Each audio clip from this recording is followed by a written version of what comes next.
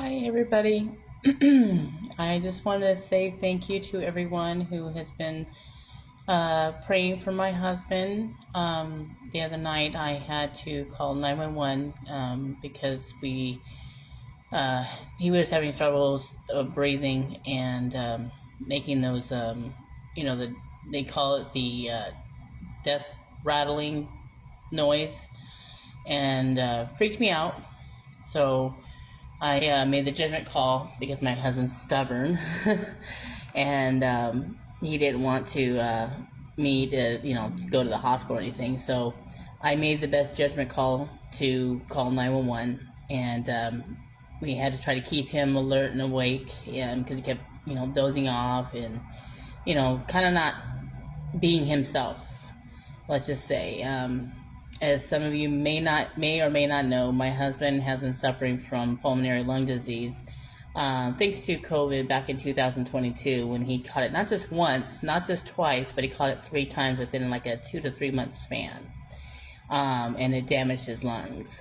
And so now in the past 3 months, he's been stuck on oxygen. But just recently, has progressively gotten worse. All he wants now, we just wanted to sleep. 2 nights ago, and it's just his every time at night I would listen to him, and he would do these long, try to breathe in, but then he would moan as he goes, as he exhales, and you can see his chest just going up, really, like he can tell that he's struggling. Yeah, about a week ago, maybe I should have gotten him to go in, but I kept keeping an eye on him. But 2 nights ago I think was the best call I did, because found out later EMS people did tell my husband that I did the best thing by calling, because if I hadn't called, they said the next call would have been to the morgue. So we basically almost lost my husband Jason a couple nights ago. And for me, I'm not ready to be a widow.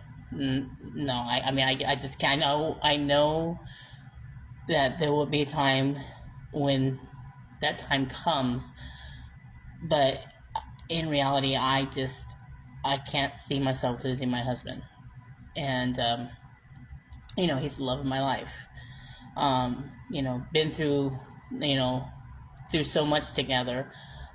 Even saved his life this last time when he got a full liver transplant, and that's because him being stubborn. It went from not wanting to get his leg checked out, and when I forced him to get his leg checked out, it turns out that once they did some more blood work on him, they found out that he had liver disease. And so I started that, and I think, like my husband said, if I hadn't forced him to go see a doctor, then we might have lost him years ago to the liver cancer. But he survived that and got that full liver transplant back in May of 2018. And so now here we are, 2024, and now we have this to deal with his lungs. Well, now he's still in the hospital. He hasn't been discharged yet, but they did say that he has congestive heart failure. So with that in mind, we just now have to go forward and see what we need to do. Maybe see how long he has. Hopefully it'll be for a long time. But he does look a lot better. He has more color to his skin. He's even been messing around with the nurses, which is kind of funny because he's been making them laugh this morning, I guess. And he, and of course, it's all the pretty nurses. We always tease him about that. And he's being himself again. So when I came in, it was a breath of fresh air saying, yep, my hubby's back, because he's making jokes and everything else. So he's doing a lot better. I'm able to talk to him on the phone too, because it used to be where it was hard to talk to him on the phone because he would have a hard time talking, because he'd be out of breath.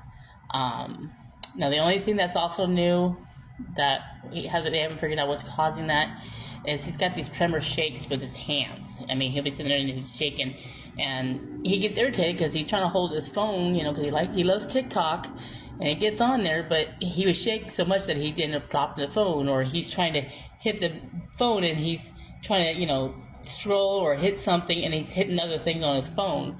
and it's something he can't help. So he don't know what the shakiness of his hands doing this all the time, what's causing that. So they haven't figured it out yet, but I'm pretty sure they'll do some tests and see if it's something neurological or if it's connected with his congestive heart failure. I'm not sure.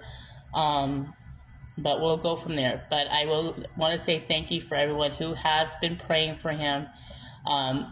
He's doing much better. And so, as you can see in the picture in the background. So, thank you, everybody, and God bless.